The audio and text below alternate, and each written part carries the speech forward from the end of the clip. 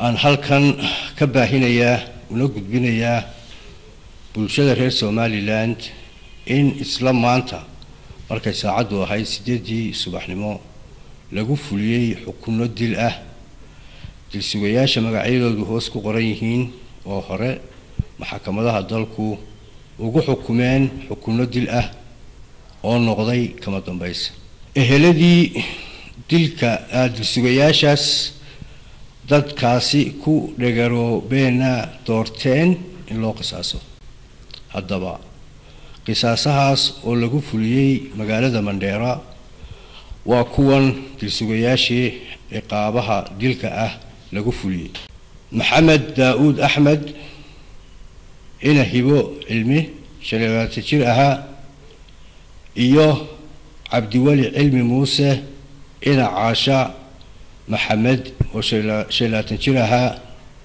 oo si wada jira magaalada Boorame ugu dilay marxuum Mukhtaar Ismaan Warsame taariikhdu markay ahayd 3 bishii 3 2008 Ilyas Abdullaahi Aadan ina waris cige 4 jir aha magaalada Hargeysa ku dilay marxuuminta kala ah Aadan Cabdi Mursal iyo Muuna Axmed Maxamed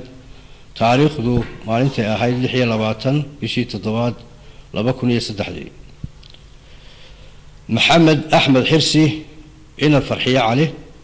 24 jir aha magaalada Burco ku dilay marxuumad Farxiya Daahir Cabdi oo xaaskiisii ahayd taariikhdu markay ahayd 10 bishii 5 sanadkii 2011 eegas dable askari bool Maxamed Cabdillaahi Cabdi Guuleed ina Mulaaxa Cabdi 8 jir aha ku dilay tuulada qodson dabo marxuum Xuseen Maxamuud Cawaale oo lagu naanays jiray gacmo dheere